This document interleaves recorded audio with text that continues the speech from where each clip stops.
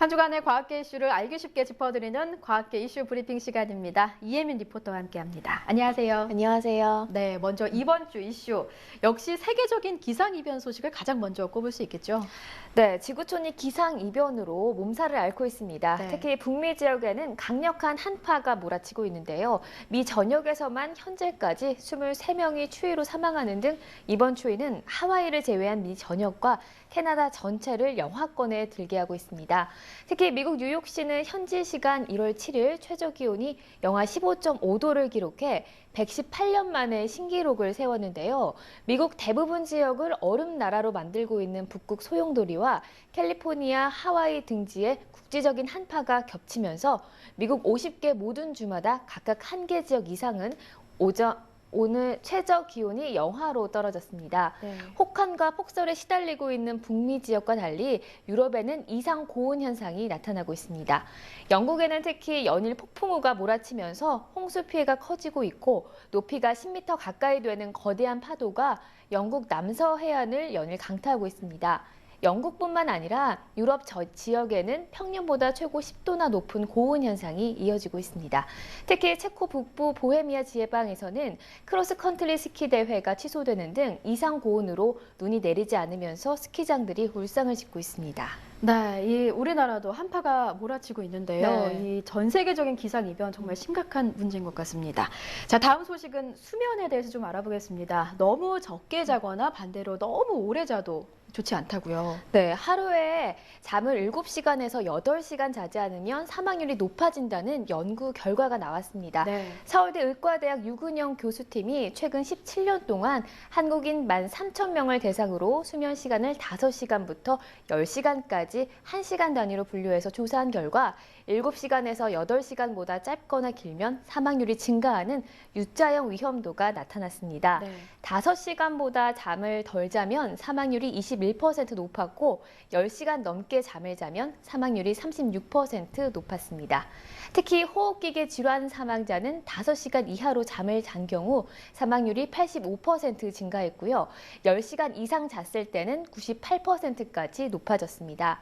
이번 연구 성과는 의학 분야 국제학술지 대한예방의학회지에 실렸습니다. 네, 이 주말에 직장인들은 몰아서 잠을 자는 분들이 참 많은데 네. 7에서 8시간 정도 더 많이 자면 안 되겠습니다. 자, 희귀한 천체계가 발견이 돼서 물리학계가 들썩이고 있다는 뉴스도 있습니다. 네. 아주 가까운 거리에 이 세 개의 무거운 별이 모여 있는데요. 이게 아인슈타인의 상대성 이론을 적용할 수 있는지 확인할 수 있는 기회라면서요. 네, 펄서와 2개의 백색 외성 등 3개의 천체가 지구의 태양 공전궤도 이내에 몰려있는 천체계로 발견됐습니다. 네. 펄서는 빠르게 회전하며 위아래로 강한 전파를 뿜어내는 중성자별이고 백색 외성은 항성이 소멸하는 과정에서 나타납니다. 펄서와 백색 외성 모두 질량이 무거운 천체인데 펄서는 지구 질량의 46만 배, 백색 외성은 6만 배에 달합니다. 때문에 무거운 별들 3개가 가까이 몰려 있어 이들 사이의 중력 작용이 아주 강력합니다.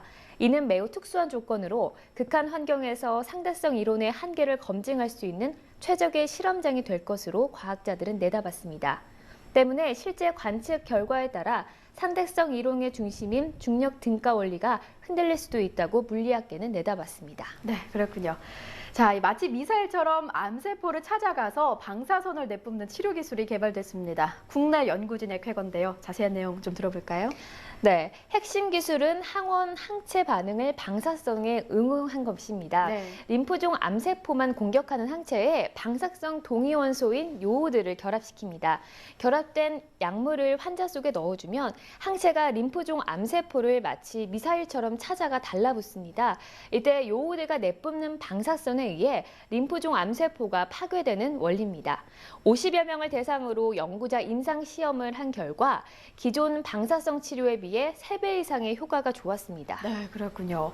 자, CCTV가 똑똑해지고 있다고 합니다. 비명과 사고 소리까지 감지해낸다고요? 네, 소리를 인식하는 CCTV가 개발돼서 본격적으로 범죄 예방에 활용됩니다. 네. 앞으로 운영되는 이상음원 CCTV 관제 서비스에서는 CCTV가 비명이나 차량 충돌과 같은 소리가 난 곳으로 향하는데요. 이어 관제센터에서 알람이 울리고 경찰서에서는 상황이 전파됩니다. 단순한 소음인지, 사고나 범죄와 관련된 소음인지까지 구분할 수 있다고 하는데요. 네. 이 같은 소리를 감지하는 CCTV는 현재 충북 진천면에서 40대가 시범 운용되고 있습니다. 정부는 올해 하반기까지 소리를 감지하는 CCTV를 시범 운용하고 수요를 파악한 다음 이르면 내년 초쯤 본격적으로 활용할 계획입니다. 네, 좀 범죄 예방에 효과가 있었으면 좋겠습니다. 자, 뼈와 연골을 파괴해서 류마티스 관절염을 일으키는 유전인자 처음으로 확인이 됐다고요? 네, 서울 성모병원과 대구 경북과학기술원은 류마티스 활막세포가 암세포와 같은 공격성을 갖게 되는 원인을 최초로 규명했다고 밝혔습니다. 연구팀은 류마티스 활막세포의 후보 유전자 13개 가운데 페리오스틴과 트위스트라는 2개 유전자가 공격성을 일으키는 요인이라는 것을 동물 실험을 통해 발견했다고 밝혔습니다. 따라서 이 두 유전자를 골라 없애는 기술을 개발하면 류마티스 관절염을 치료하는 길이 열릴 것이라고 연구팀은 기대했습니다. 이 연구는 국제하수지인 미국 국립과학원 회보 PNAS 12월호에 실렸습니다. 네, 지금까지 한 주간 과학기술 짚어봤습니다. 오늘 말씀 고맙습니다.